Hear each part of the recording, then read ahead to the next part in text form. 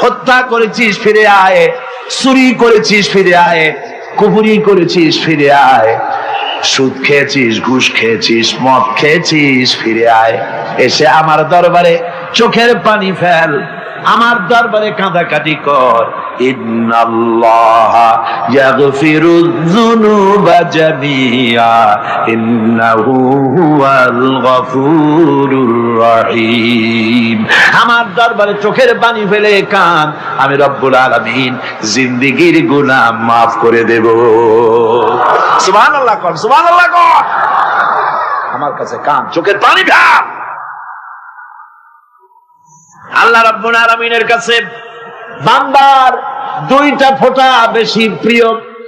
একটা হলো জিহাদের ময়দানে যে রক্ত ফোঁটা দেওয়া হয়, এটা আল্লাহর কাছে প্রিয়।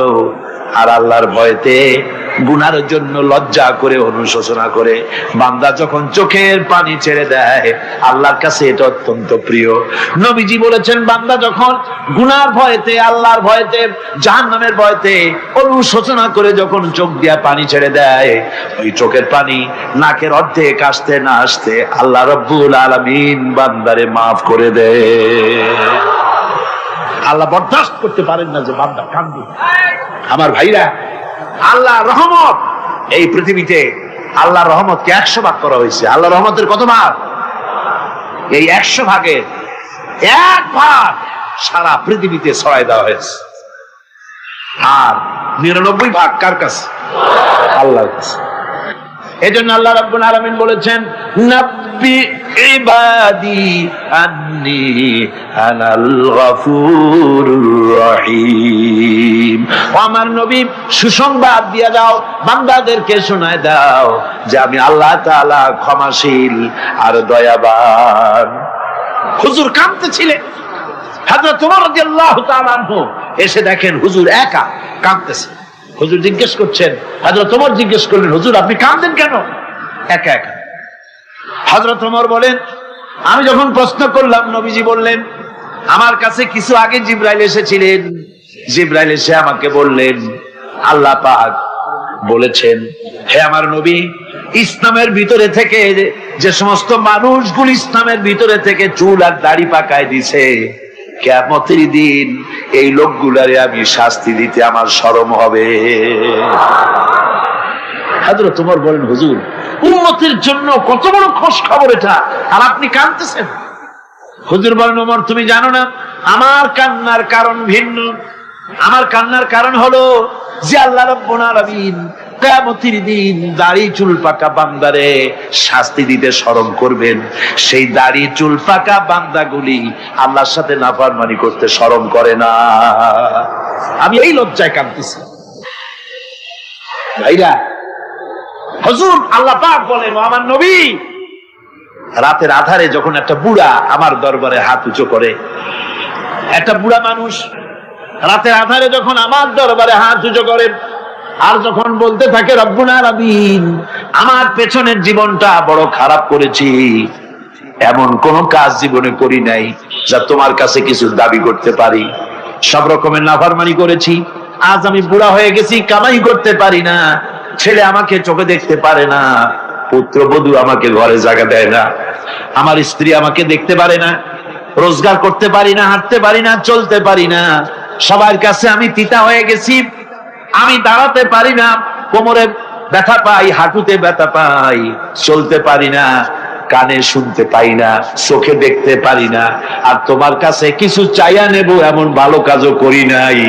এইভাবে যখন বান্দা কাঁদতে থাকে আমার দরবারে, ও আমার হাবিব আমার রহমতের দরিয়ায় জোশ মেরে যায়, আমার শরম হয় এই বুড়াটারে কেমনে খালি হাতে ফিরাইয়া দেই। সুবহানাল্লাহ, সুবহানাল্লাহ। আমার আল্লাহর এত দয়া, আমার আল্লাহর এত মায়া, এত মহব্বত। আমার আল্লাহ রাব্বুল আলামিন বলেন, وَإِذَا سَأَلَكَ عِبَادِي عَنِّي فَإِنِّي قَرِيبٌ। আমার হাবিব, আমার বান্দা আমার ব্যাপারে প্রশ্ন করে, আমি বান্দার একদম নিকটে। কোরআন শরীফের ভিতরে যত জায়গায় রাসূলকে বলা হয়েছে সুয়ালের কথা, আপনাকে প্রশ্ন করা হয়, আল্লাহ তার জবাব কুল এই কথা বলে জবাব দিয়েছেন। যত জায়গায় সুয়াল এসেছে, যেমন কোরআনে কারীমের মধ্যে আল্লাহ পাক বলেন ওয়ায়াসআলুনাকা আনিল মাহিদ, মেয়েদের হায়েজ সম্পর্কে জিজ্ঞাসা করা হয়, কুল হিয়া আযা, হে নবী আপনি বলুন। এভাবে করে কুল দিয়ে জবাব দেওয়া হচ্ছে। আবার প্রশ্ন করা হচ্ছে ওয়ায়াসআলুনাকা আনিল আনফাল, এই গনিমতের মাল সম্পর্কে হুজুর আপনাকে, হে নবী আপনাকে প্রশ্ন করা হয়। আল্লাহ কুল দিয়া জবাব দিলেন। আল্লাহ বলেন আপনি বলেন।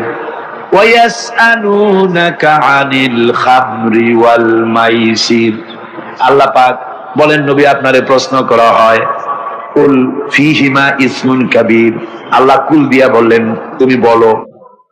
আবার বলা হলো ওয়ায়াসআলুনাকা আনিল আহিল্লা কুল হিয়া মাওয়াকিতু লিন্নাস, ও নবী আপনাকে প্রশ্ন করা হয় চাঁদের ক্রমবর্ধমান এবং ক্রমহ্রাস, এই যে বাড়ে আর কমে, পূর্ণিমা হয় অমাবস্যা হয়, কেন হয় আপনি বলুন। কুল, আপনি বলেন এটা আমি অর্থ এবং সময়, বছর আর দিন গণনা করার জন্য পৃথিবীবাসীদের জন্য বিনা পয়সায় একটা ক্যালেন্ডার বানাইয়া আকাশে ঝুলাই রেখেছি। এভাবে যত জায়গায় এসেছে আপনাকে প্রশ্ন করা হয়, তত জায়গায় আল্লাহ জবাব দিয়েছেন কুল আপনি বলেন। গোটা কোরআন শরীফের ভিতরে এই একটি মাত্র জায়গা যেখানে বলা হয়েছে আপনাকে প্রশ্ন করা হয়। আল্লাহ এখানে বলতে পারতেন কুল আপনি বলেন, আল্লাহ তোমাদের নিকটবর্তী, এভাবে জবাব হয় না। এটা কায়দাটা হলো এই, আল্লাহ বলতেছেন ওয়াইজা সালাকা ইবাদি, আমার নবী প্রশ্ন তো আমার বান্দারা আমার ব্যাপারে করেছে, এবার আপনার জবাবের কোনো দরকার নাই। প্রশ্ন আমার ব্যাপারে, আমি নিজে জবাব দিয়ে দেই ফা ইন্নী কারীব। ও বান্দা আমার ব্যাপারে প্রশ্ন করেছিস, জবাব আমি দেই, আমি তোর সবচাইতে বেশি নিকটে। সুবহানাল্লাহ, কত নিকটে? وَنَحْنُ أَقْرَبُ إِلَيْهِ مِنْ حَبْلِ الْوَرِيدِ, তোর যে রব এই শাহরগের চাইতেও আমি তোর বেশি কাছে। সুবহানাল্লাহ, আমারে ডাক, আমারে ডাক, কলিজা দিয়া ডাক, অন্তর দিয়ে ডাক। মনের থেকে মানুষ যদি ডাকে, মুখের ডাক আর মনের ডাক এক জিনিস নয়। দিল সে जुबां से निकलती है, असर रखती है पर नहीं मगर ताकते परवाज रखती है। দিল থেকে যে কথা বেরোয় তা প্রভাব বিস্তার করে, ডানায় কিন্তু ওড়ার ক্ষমতা রাখে। মনের কথাই ভিন্ন। মন থেকে, দিল থেকে, কলিজা থেকে, অন্তরের গভীর কন্দর থেকে মুহাব্বতের সাথে কেউ যদি একবার বলে আল্লাহ, আল্লাহ রাব্বুল আলামিন বলেন অন্তরের অন্তঃস্থল থেকে একটি বার যদি বান্দা বলেন আল্লাহ, আল্লাহ বলেন 70 বার সাড়া দিয়া জিজ্ঞেস করি বান্দা কি চাও, আমি তোমার কাছে আছি। সুবহানাল্লাহ, আমি তোর একদম কাছে, কি চাস বল, বল আমার কাছে। এমন দয়াবান, এমন মেহেরবান, এমন আল্লাহ আমাদের। সে আল্লাহ রাব্বুল আলামিন তিনি বলছেন وَقَالَ رَبُّكُمْ ادْعُونِي أَسْتَجِبْ لَكُمْ, তোমাদের রব বলেছেন আমারে ডাকো, আমি আল্লাহ ডাকের সাড়া দিয়া দেব। সুবহানাল্লাহ, কারে ডাকতে হবে? কারে ডাকতে হবে? এই বিশাল জনসমুদ্র একটুকে চিল্লা এখন কারে ডাকতে হবে? কোন পীর সাহেবকে নয়, আল্লাহর কসম কোন খাজা বাবাকে নয়, ডাকতে হবে কারে? চিল্লা এখন কারে? ওয়াকালা রাব্বুকুম উদউনি, তোমার রব তোমাকে বলতেছে আমারে ডাকো, আস্তাজিব লাকুম, আমারে ডাকবে আমি সাড়া দিয়ে দেব। সুবহানাল্লাহ, আল্লাহকে ডাকেন। কি চাই আপনার বলেন, কি চাই? আল্লাহর কাছে চান, আল্লাহ দিয়ে দিবে। দেওয়ার জায়গা আল্লাহর কাছে চাইবেন, আল্লাহ দিবেন। দেওয়ার জায়গা, চাওয়ার জায়গা হলো সেজদায় পড়ে যাবেন। আমার ভাইয়েরা জায়গাটা চিনায় দিলাম, মাজারে যাওয়া লাগবে না, কবরে যাওয়া লাগবে না, 2 রাকাত নামাজ পড়ে সেজদায় পড়ে গিয়া যত বিপদ আছে মুসিবত আছে সেজদার মধ্যে চোখের পানি ছেড়ে দেন আর কেন্দে কেন্দে জীবনের কথা বলেন। আল্লাহ রাব্বুল আলামিন আপনার আওয়াজ শুনবেন আর দোয়া কবুল করে নিবেন। কাঁদতে হবে আল্লাহর কাছে। কার কাছে? আল্লাহ। আল্লাহর প্রতি আপনি পূর্ব পশ্চিমে কতবার মুখ ঘোরালেন, এটাই কিন্তু আপনার আসল সৎ কাজ নয়। আসল সৎ কাজ হলো আল্লাহর প্রতি ঈমান আনা। এই ঈমানের ব্যাপারে 3টা দিন আমরা পার করে দিলাম, এখনো কথা শেষ হয় নাই। আল্লাহর প্রতি ঈমান আনলে পরে যে উপকারটা হবে 5ম নম্বরে, সেটা হলো কঠোর এবং কঠিন বিপদের ভিতরে বান্দার ভিতরে অবিচলতা এবং ধৈর্যের সৃষ্টি হয়ে যাবে। আলহামদুলিল্লাহ।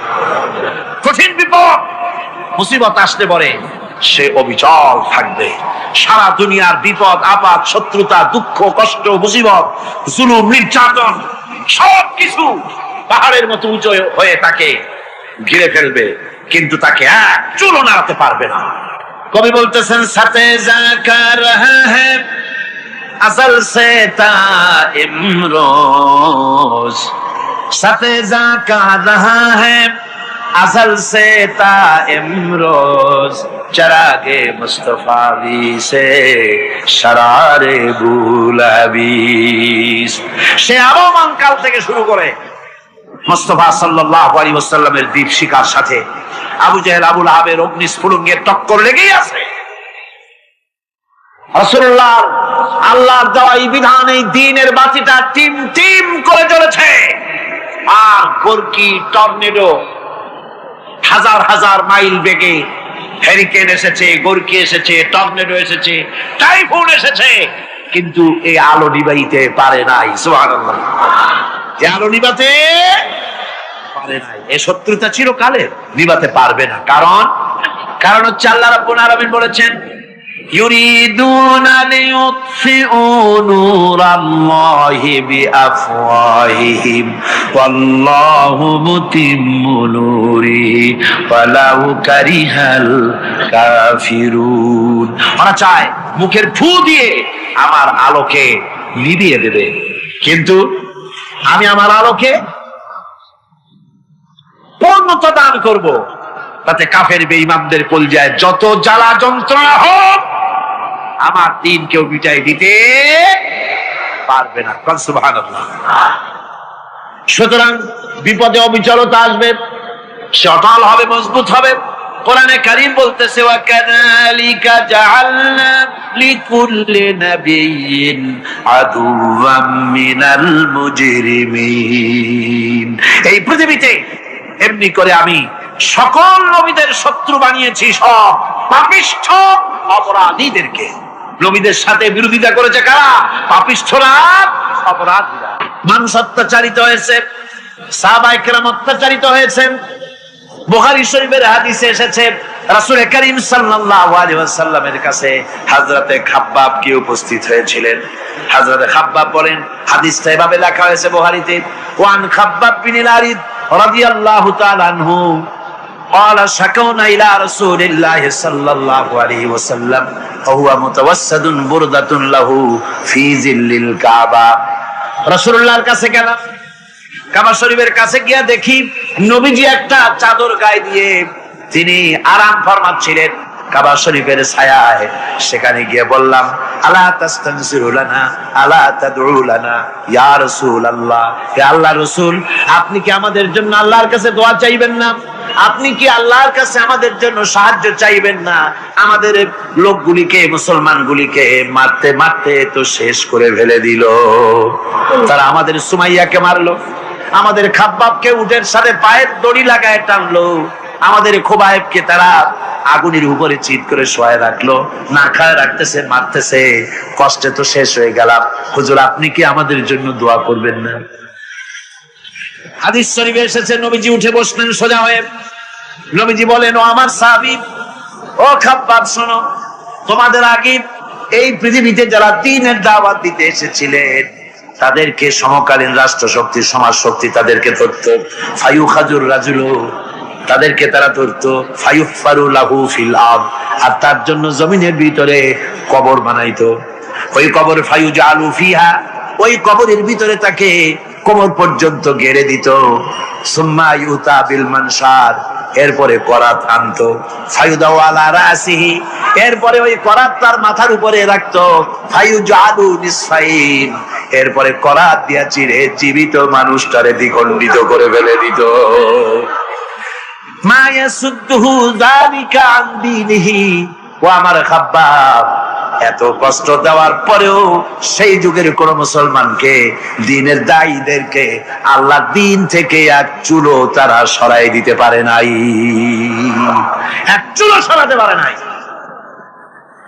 ওয়াল্লাহি ও খাব্বাব, আমি আমার আল্লাহর নামে কসম করে বলছি, লা ইউতাম্মান্নাল্লাহু হাযাল আমরা হাত্তা ইয়াসিরা আর-রাকিবু মিন সানা ইলা হাযরামাউত। আমি কসম করে বলি, আল্লাহ রাব্বুল আলামিনের এই সানা থেকে হাজারামাউত পর্যন্ত লোকেরা যাতায়াত করবে, সুন্দরী রমণীরা গমন করবে, সদাগরেরা যাতায়াত করবে, টাকা নিয়ে পয়সা নিয়ে যাতায়াত করবে। তাদের মনের মধ্যে লুটের ভয়, টাকার ভয়, চুরির ভয়, ডাকাতির ভয়, জেনার ভয়, হত্যার ভয়, ধর্ষণের ভয়, কোনো ভয় থাকবে না। লা ইয়াখাফু ইল্লাল্লাহ, আল্লাহ ছাড়া কোনো ভয় থাকবে না। এমন একটা সমাজ, এমন একটা সময় আসবে, ওয়ালাকিন্নাকুম তাস্তাজিলুন, অথচ খুব তাড়াহুড়ো তোমরা করতেছো। তাড়াহুড়ো করো না, সময় আসবে ইনশাআল্লাহ। আমার ভাইয়েরা, আমার বন্ধুগণ, কঠিন বিপদে অবিচলতা এবং ধৈর্যের দৃষ্টান্ত রেখে গেছেন আম্বিয়া আলাইহিমুস সালাম। সুবহানাল্লাহ। কঠিন বিপদে অবিচলতা, দৃঢ়তা, ধৈর্য কারে বলে, তার দৃষ্টান্ত কারা রেখেছেন? আম্বিয়া আলাইহিমুস সালাম। ওনারাই আমাদের আদর্শ, নবীরাই আদর্শ, সাহাবায়ে কেরাম রিদওয়ানুল্লাহ তাআলা আলাইহিম আজমাইন আমাদের আদর্শ। ভাইরা আমার, মুসা আলাইহিস সালামকে ফেরাউন যখন ঘিরে ফেলে দিল, কোরআনের সব কথা গল্প গুজবার ইতিহাসের জন্য লেখা হয় নাই। কোরআনের মধ্যে যা লেখা হয়েছে সব বান্দাদের উপদেশের জন্য, যাতে করে লোকেরা চিরটা কাল এর থেকে উপদেশ নিয়ে নিজেদের তৈরি করতে পারে। জোরে বলেন সুবহানাল্লাহ। মুসা আলাইহিস সালামের কথা আল্লাহ বলেন, ফেরাউন তাকে ঘিরে ফেলে দিল, পালাবার রাস্তা নাই। ফালাম্মা ترى الجمعان قال أصحاب موسى إنا لمدركون।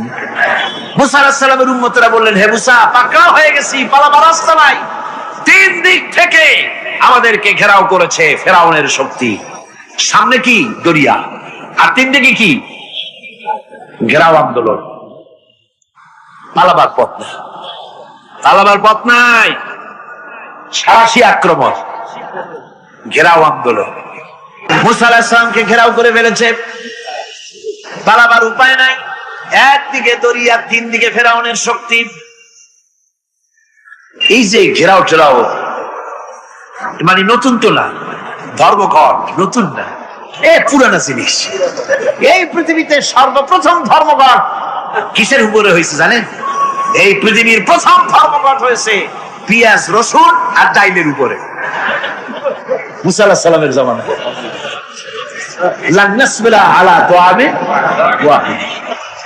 আমরা এক রকমের খাদ্য আর খাবো না, আমাদের পেঁয়াজ দেওয়া লাগবে, ডাল দেওয়া লাগবে, রসুন দেওয়া লাগবে। সর্বপ্রথম ধর্মঘট হয় মুসা আলাইহিস সালামের জামানায়, সেখান থেকে শুরু হয়েছে। তিন দিক থেকে ঘেরাও হয়ে গেছে, পালাবার কোন রাস্তা। হযরতে মুসা আলাইহিস সালামের কাছে উম্মতরা বললেন, পালাবার তো কোনো পথ নাই, এখন উপায়টা কি? আমাদের তো আর উপায় নাই। মুসা আলাইহিস সালাম দেখেন বিপদে পড়ে গেছেন, কিন্তু ধৈর্য হারান নাই, ভয় পান নাই। ভয় পাইছিলেন? ভয় পেয়েছেন? প্রশ্নই ওঠে না। মুসা আলাইহিস সালাম আল্লাহ পাক যাদেরকে বলেছেন উলুল আযম, রাসূল যাদের বলেছেন, তার মধ্যে হযরত মুসা একজন উলুল আযম পয়গম্বর। চারটিখানি কথা না, আল্লাহ কথা বলছেন তার সাথে, কালিমুল্লাহ তিনি। সুবহানাল্লাহ। মুসা আলাইহিস সালাম শোনালেন, কাল্লা ইন্না মাইয়া রাব্বি সায়াহদিন। কখনো নয়, আমার উম্মতেরা ভয় পেও না, আমার রব অবশ্যই আমাকে পথ দেখাবে। সুবহানাল্লাহ। তিন দিক থেকে শত্রু, একদিকে দরিয়া, পালাবার কোন রাস্তা নাই। সেখানে দৃঢ়তার সাথে তিনি বলছেন, অবশ্যই আমার আল্লাহ আমারে পথ দেখাবে। সুবহানাল্লাহ। নবীরা এই দৃঢ়তা দেখিয়েছেন, অবিচলতা দেখাইছেন। আল্লাহ পাক মুসা আলাইহিস সালাম যখন এই দৃঢ়তা দেখালেন, এই অবিচলতা দেখালেন, সঙ্গে সঙ্গে জিবরাইল এসে হাজির হয়ে গেলেন। আল্লাহ পাক বলেন, ফাআওহাইনা ইলা মূসা আন আদরিব বিআসাকাল বাহরা ফানফালাকা ফাকানা কুল্লু ফিরকিন কাত্তাউদিল আযীম। মুসা আলাইহিস সালামকে আমি ওহী নাযিল করলাম, তাকে বললাম হাতে যে লাঠি আছে, এই লাঠি দিয়ে আঘাত করো দরিয়ার উপরে। দরিয়ার উপরে আঘাত করলেন, একটা রাস্তা হয় নাই, 12টা রাস্তা তৈরি হয়ে গেল। আর দেওয়ালগুলা পাহাড়ের মতো উঁচা হয়ে গেল। দরিয়ার ভিতরে পাহাড়ের মতো উঁচা মজবুত 12টা রাস্তা। এবার মুসা আলাইহিস সালাম তার দলবল নিয়ে চললেন। আল্লাহ রাব্বুল আলামিন বলেন, ওয়া আনজাইনা মূসা ওয়া মান মাআহু আজমাইন। মুসা এবং তার সাথী সঙ্গীদেরকে আমি পার করে দিলাম। মুসা আলাইহিস সালাম এবং তার সাথী সঙ্গী নিয়ে যখন দরিয়ার মাঝখানে আসছে, ফেরাউন তার দলবল নিয়ে এসে গেছে। আসে দেখে নদীর মধ্যে রাস্তা। বাবা, উক্ত কায়দা! ও মনে করছে ওর বাজানের তৈরি করা ডিস্ট্রিক্ট বোর্ডের রাস্তা। ওর লোকজন নিয়ে নেমে গেছে দরিয়ার ভিতরে। ও আসছে মাঝখানে, মুসা আলাইহিস সালাম চলে গেছেন ওপার, দরিয়া পার। মাঝখানে যখন এসে গেল, আল্লাহ রাব্বুল আলামিন পানিকে অর্ডার করলেন কুল।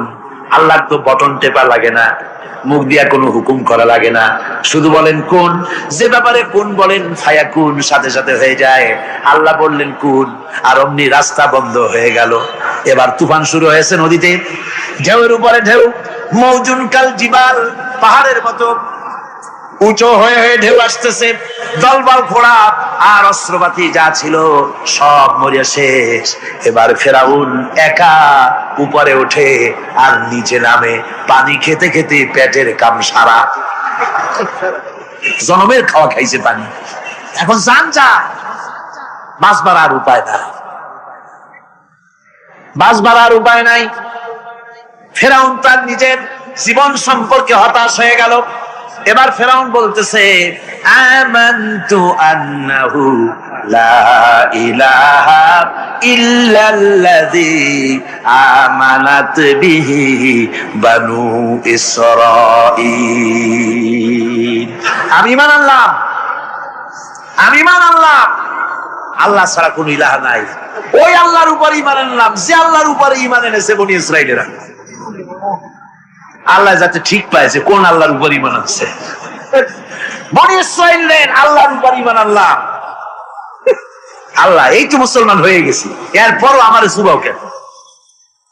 আল্লাহ রাব্বুল আলামিন জবাবে বলেন, আল আন, এখন ওয়াকাদ আসাইতা ক্বাবলু ওয়া কুনতা মিনাল মুফসিদিন।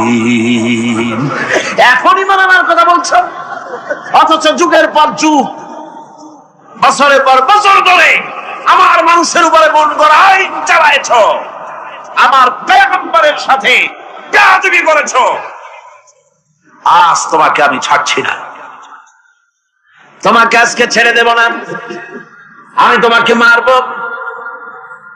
আর সমস্ত প্রাণীগুলিকে, স্থলচর প্রাণীগুলিকে আল্লাহ পাক অর্ডার দিয়া দিলেন, এই ফেরাউনের লাশকে ডুবাবি না, পচাবি না, খাবি না। আল ইয়াউমা নুনাজ্জিকা বিবাদানিক, আমি তোমার শরীরে বাঁচায় দেব। পোকে খাবে না, পানিতে পচবে না, মাছে খাবে না, কুমিরে খাবে না, দুনিয়ার কোনো পশুতে খাবে না। আমি তোরে শুটকি বানাইয়া রাখবো, যাতে করে দুনিয়ার সমস্ত ফেরাউন যত যুগে যুগে আসে তোরে দেখে যেন হেদায়েত নিতে পারে। ফেরাউনকে আল্লাহ শুটকি বানায় রাখছে। আমি ফেরাউনদের লাশ দেখেছি ব্রিটিশ মিউজিয়ামে। ফেরাউন তো একটা না, অনেকগুলা। আসলটারে অবশ্য দেখিনি। ব্রিটিশ মিউজিয়ামে ওই ফেরাউন গুলার লাশ যখন অসুবিধা হয়, মমিগুলি, তখন ইংল্যান্ডে নিয়ে যায় চিকিৎসা করাবার জন্য। চোখ টোক আছে গর্তের ভিতরে, তারপরে চামড়া টামড়া হাড়ের সাথে মিশানো, ওইভাবে চেহারা দেখলে মনে হয় যে সত্যি ফেরাউনি গুলো। আর ব্রিটিশের কাম, মিশর থেকে নামছে এমন কোন জিনিস নাই। তারা ময়ূর সিংহাসনের, শাহজাহানের ময়ূর সিংহাসনের ময়ূরের বাম চোখে কোহিনূর মণি লাগাইছিলেন। শাহজাহান ময়ূরের ডান চোখে কোহিনূর মণি লাগায় নাই। কোহিনূর মণির অনেক দাম, আমি দেখে এসেছি মণি। এখন সেটা কুইন এলিজাবেথের মুকুটে শোভা পাচ্ছে। সেই মণি এমনি বলে প্রবাদে 7 রাজার ধন 1 মাণিক্য, বলেন এরকম অনেক দাম। শাহজাহান দেখালেন আমি মুসলমান, আমার কাছে এটার দাম নাই, এই জন্য ময়ূরের ডান চোখে লাগালাম না, বাম চোখে লাগাই দিলাম। এইটারে চুরি করছে। টিপু সুলতানের তরবারিটা পর্যন্ত চুরি করেছে। আজ পর্যন্ত ব্রিটিশ মিউজিয়ামে টিপু সুলতানের তরবারিটা আছে, আমি তরবারিটা দেখে এসেছি। আমার বন্ধুগণ, বলতেছিলাম যে পৃথিবীতে আল্লাহ রাব্বুল আলামিন নবীরা তাদের চরিত্র দিয়ে বিপদের মোকাবেলা করে, দুনিয়ার সামনে কঠিন বিপদের মোকাবেলা করে অবিচলতা, দৃঢ়তা দেখায় গেছেন যে কেমন করে এই পৃথিবীতে বিপদের সামনে মোকাবেলা করতে হয়। ধৈর্য ধরতে হবে, বিপদ আসবে পাহাড় সমান হয়ে, আপনাকে ধৈর্য ধারণ করতে হবে সেভাবে বুক বেঁধে। যেহেতু এটা যদি বিশ্বাস হয় যে আমার কিসমতে যা আছে তার থেকে বেশি কিছু হবে না, তাহলেই আপনার ধৈর্য আসবে, ভয় পাবেন না। কথা ঠিক কিনা কর? এবারে হযরত হুদ আলাইহিস সালাম সম্পর্কে আল্লাহ রাব্বুল আলামিন বলেন, হযরতে হুদকে যখন ষড়যন্ত্র হলো, কাফির বেঈমানেরা তাকে মেরে ফেলার জন্য যখন সরকারি ষড়যন্ত্রে লিপ্ত হয়ে গেল, হযরতে হুদ সমাজের এই চ্যালেঞ্জের মোকাবেলা করলেন। হযরত হুদ বলেন, ফাকিদুনি জামিআন সুম্মা লা তুনজিরুন ইন্নী তাওয়াক্কালতু আলাল্লাহি রাব্বি ওয়া রাব্বিকুম। আমি তোমরা তোমাদের ষড়যন্ত্র আমার বিরুদ্ধে যত পারো আমার বিরুদ্ধে ষড়যন্ত্র চালাও, এতটুকু আমার অবকাশ দিও না। আমি এমন আল্লাহর উপরে ভরসা করেছি যার হাতের ভিতরে তোমাদেরও জান আর আমারও জান। যা পারো তাই করো। সরকার সমস্ত শক্তি একত্রিত হয়ে আমার মোকাবেলা করো। একদিকে হুদ আলাইহিস সালাম, আর একদিকে গোটা জাতি। হযরত হুদ ভয় পায় নাই। সুবহানাল্লাহ কোন? ঈমান বিল্লাহ মানুষের কলিজাকে এভাবে শক্ত করে দেয়। কোন আলহামদুলিল্লাহ। এবারে এই বিপদের, কঠিন বিপদের মোকাবেলা করে আমার রাসূল যে প্রমাণ দিয়া গেলেন, আমার রাসূল যে কঠিন বিপদের মোকাবেলা করলেন, ভাইয়ের আমার, হিজরতের রাতে সওর পাহাড়ের ভিতরে যখন তিনি আশ্রয় নিলেন, হযরতে আবু বকরের সাথে ছিলেন।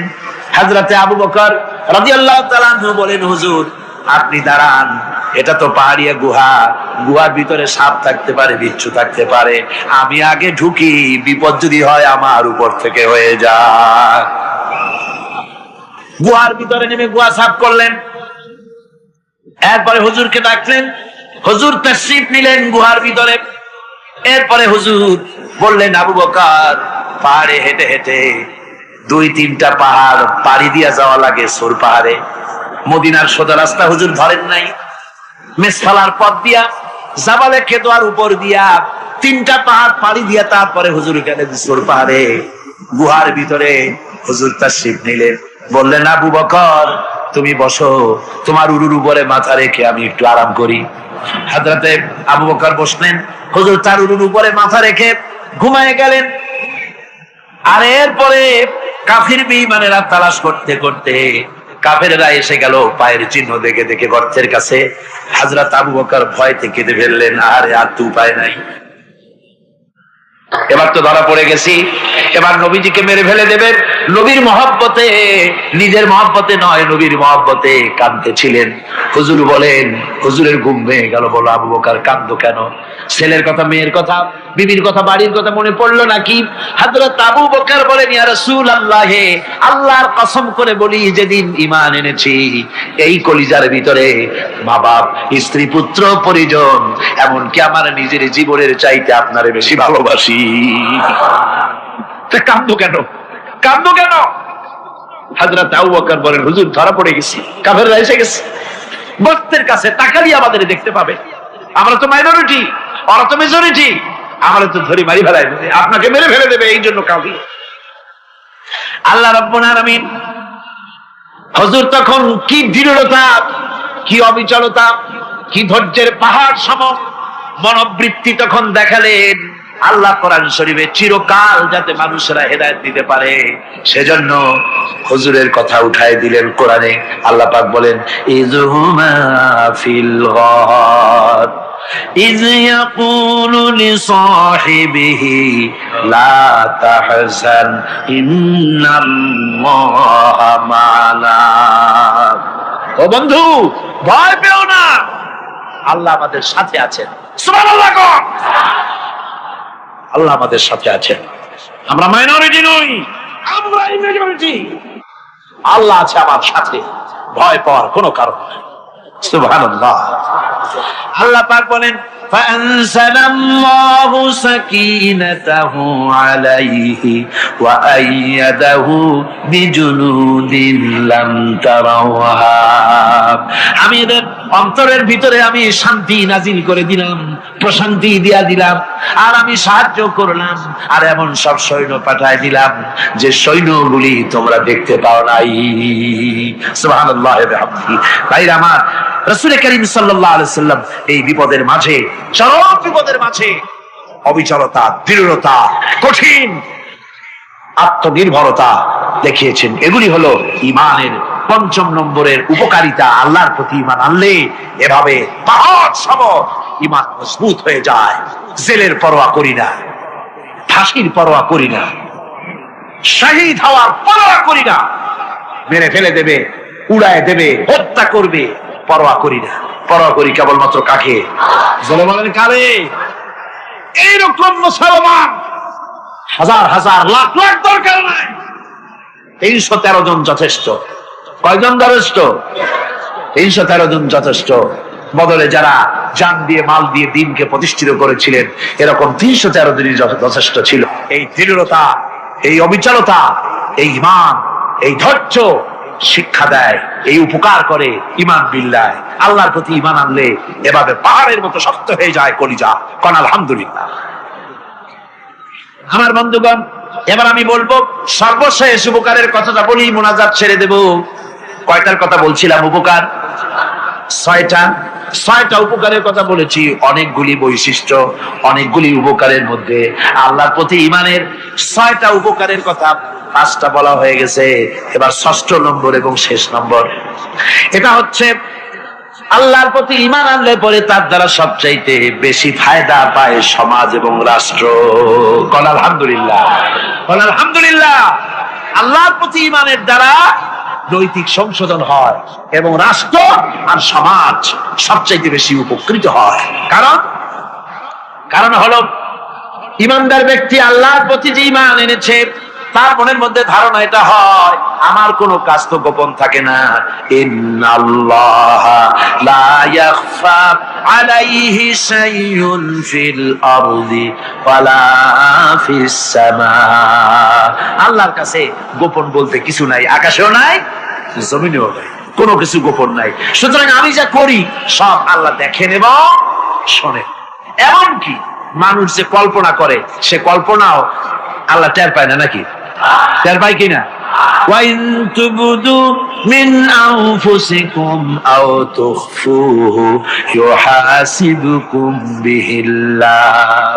মনের ভিতরে যে কল্পনা করো, আল্লাহ পাক বলেন এই কল্পনারও হিসাব আমি রব্বুল আলামিন তোমার কাছ থেকে নেব। ফায়ুআযযিবু মান ইয়াশাউ, যারে খুশি শাস্তি দেব, আর যারে খুশি আমি maaf করে দেব। জোরে বলেন সুবহানাল্লাহ। ফায়াগফিরু লিমান ইয়াশা ওয়া ইউআযযিবু মান ইয়াশা, যারে খুশি maaf করব, যারে খুশি শাস্তি দেব, কল্পনারও হিসাব নেব। এই কথা মুমিনের যদি জানা থাকে, তাহলে আর তার কোনো চিন্তা থাকে না, তার নৈতিক চরিত্র ভালো হয়ে যায়। কোন সুবহানাল্লাহ। আমার বন্ধুগণ, ঈমানদার লোক, আল্লাহর প্রতি ঈমান আসলে পরে সমাজ উপকৃত হয়, রাষ্ট্র উপকৃত হয়ে যায়। যেহেতু বান্দা জানে আমি দায়িত্বহীন কোনো কথা বলতে পারবো না, দায়িত্বহীন কোনো কাজ করতে পারবো না, আল্লাহ পাক বলেছেন মা ইয়ালফিযু মিন কাউলিন ইল্লা লাদাইহি রাকীবুন আতীদ। বান্দা এমন কোন কথা বলে না যে কথা আমার ফেরেশতারা রেকর্ড করে না রাখে। কাজী মুমিন ব্যক্তি আল্লাহর ভয়তে দায়িত্বহীন কথা বলবে না। নির্বাচন আসতে পরে রাস্তা সোনা দিয়ে বান্দায় দেব, এই করব সেই করব, না খাইয়া কেউ মরবেন না। আসে না নির্বাচনের সময় সেরাগালি বদনারা মঞ্চে দাঁড়িয়ে কত বড় বক্তৃতা করে, ভাইয়ের আমার বোনের আমার, এবার আমার বোতল মার্কা বাক্স, আপনারা আমাকে ভোট দিয়ে দেশ এবং জাতির আরেকবার 12:30 বাজাইবার সুযোগ দিন। এবার ক্ষমতায় গেলে কেউ না খাইয়া মরবেন না, কিন্তু কি খাইয়া মরবে তাও বলে। এর মানে প্রতি অর্থ হচ্ছে এই, ওরা যদি ক্ষমতায় যেতে পারে তাহলে বিষ খাইয়া হোক, গুলি খাইয়া হোক, কিছু না কিছু খেয়ে মরতে হবে। একেবারে খালি পেটে মরলে গ্যাস্ট্রিক হওয়ার সম্ভাবনা আছে। ঈমান বিল্লাহ যদি না থাকে, আল্লাহর ভয় যদি না থাকে, তাহলে দায়িত্বহীন কথা বলে। আর আল্লাহর ভয় যদি থাকে তাহলে নৈতিকতার সংশোধন হয়ে যায়, দায়িত্বপূর্ণ কথা বলে, মানুষকে ফাঁকি দেয় না। আমার বন্ধুগণ, আল্লাহ রাব্বুল আলামিন তার বান্দা যারা আল্লাহকে ভয় করে, সেই ভয় করা বান্দাগুলির মনের মধ্যেই চিন্তা এসে যায়, আমি যেখানে থাকি না কেন আল্লাহ আমাকে দেখতেছেন, শুনতেছেন। হযরত ওমর রাদিয়াল্লাহু তাআলা আনহু রাতের আধারে শেষ রাত্রে ঘুরতেছিলেন, দেখেন এক বাড়িতে কথা হচ্ছে, কথাবার্তার আওয়াজ পাওয়া যায়, মনে করলেন কোন অসুখ বিসুখ নাকি। ঘরে গিয়ে কান পাচ্ছেন দেওয়ালের সাথে, শুনতে পাচ্ছেন ভিতরে বুড়ি মা তার মেয়েকে বলছে, এই মেয়ে ওঠ, উঠে দুধ দোয়াই নিয়ে আসছি, এর মধ্যে পানি মিশা, তারপর সকালে বাজারে নিয়ে যা। মেয়ে বলছে, মা এই কামটা আমি পারবো না। কেন পারবি না? হযরত ওমর ফরমান জারি করেছেন, দুধে পানি মিশাতে নিষেধ করেছেন, কাজে এই কাজটা আমি পারবো না। আরে বেটি, আমিরুল মুমিনিন দেখ এখন কোথায় যাই, ঘুমায় আছে, সে কি দেখতেছে নাকি যে পানি মিশাই না কি মিশাই? মেয়ে বলতেছে, মা আমিরুল মুমিনিনকে ফাঁকি দেওয়া যেতে পারে, তার পুলিশ বাহিনীকে ফাঁকি দেওয়া যেতে পারে, কিন্তু আল্লাহ রাব্বুল আলামিনের চোখকে ফাঁকি দেওয়া যাবে না। হযরত ওমর এই কথা শুনে বাড়ি চলে গেলেন, আর নিজের ছেলেকে ডেকে বললেন, ছেলে আমার, অমুক জায়গায় একটা বাড়ি আছে, সেখানে একটা যুবতী মেয়ে আছে, ওই মেয়েটার বিয়ে হয়েছে কিনা শোনো, যদি বিবাহ না হয়ে থাকে তুমি তোমার নিজের বিয়ের প্রস্তাব দাও। আমিরুল মুমিনিন এই মেয়েটা সুন্দরী কেমন, স্বাস্থ্য কেমন কিছুই দেখলেন না, দেখলেন তাকওয়া। কি দেখলেন? আল্লাহর ভয় যখন একটা জাতির মধ্যে আসে, পুলিশ লাগে না, পুলিশের কাজ করে যায়। রাতে হোক দিনে হোক যেখানে আছি আল্লাহ আমারে দেখতেছেন। আল্লাহ পাক বলতেছেন, ওয়া হুয়া মাআহুম ইজ ইউবাইতুনা মা লা ইয়ারদা মিনাল কওলি ওয়া কানা আল্লাহু বিমা ইয়ামালুনা মুহীতা। আল্লাহ পাক বলেন, আমি তো আমার বান্দার নিকটে তখনও থাকি যখন সে গোপনে গোপনে রাতের বেলায় আমার মর্জির খেলাফ পরামর্শ করে। আমার মর্জির খেলাফ পরামর্শ করতেছে রাত্রে, আমি তো তখনও কাছে থাকি, ওটা আমি শুনি। ইমাম যদি আসে তাহলে এই সব কাজ থেকে সে বিরত থাকে। সে যদি কম হয় সেখানেও আল্লাহ, বেশিও যদি হয় সেখানেও আল্লাহ। এমন কোন জায়গা আছে নাকি চিটাগংয়ে যেখানে আপনি একটা আকাম করবেন আর আল্লাহ টের পাবে না? কোন আছে নাকি? আচ্ছা, চট্টগ্রামে না থাকুক, বাংলাদেশের কোন জায়গা আছে নাকি? পার্বত্য চট্টগ্রামে যত পাহাড় আছে, উঁচু নিচে জায়গা আছে, ওই জায়গায় বোধহয় আছে নাকি? সারা পৃথিবীতে আছে কোথাও? আল্লাহকে ফাঁকি দেওয়ার জায়গা কোথাও? সব স্পষ্ট। আল্লাহ কি ঘুমায় নাকি? ঘুমায়? তার কাছে দিনও যা, রাতও তা, সমানে তিনি দেখতে পান, শুনতে পান, সবকিছু দেখতে পান, সবকিছু শুনতে পান। তাকে ফাঁকি দেওয়ার কোন উপায় না। এই জন্য ৬ষ্ঠ নম্বরের উপকার যেটা হয় সেটা হলো সমাজ উপকৃত হয় ওই মানুষ দিয়ে যার মধ্যে ঈমান আছে। আল্লাহ রাব্বুল আলামিন কোরআন শরীফের ভিতরে বলেছেন লাশ-শামসু ইয়ামবাগি লাহা আন তুদরিকাল কামারা ওয়ালাল লাইলু সাবিকুন নাহার ওয়া কুল্লুন ফি ফালাকিন ইয়াসবাহুন। প্রবল জ্ঞানী হইবে যাহারা, আপন মনেতে বুঝিবে তাহারা, রাত্রি পারে না আগে যাইবার, দিনের স্থান করি অধিকার। চন্দ্র বাদে না সূর্যের গায়েতে, সূর্য পারে না চন্দ্রকে ধরিতে, যার যে স্থান বহাল রাখিয়া ভ্রমণ করিছে খোদাকে ডরিয়া। একটি নির্ধারিত সময় সীমা পর্যন্ত আপন আপন কক্ষপথে সব দৌড়াদৌড়ি করবে, কারো সাথে অ্যাক্সিডেন্ট হবে না কারো। ওয়াকুল্লুন ফি ফালাকি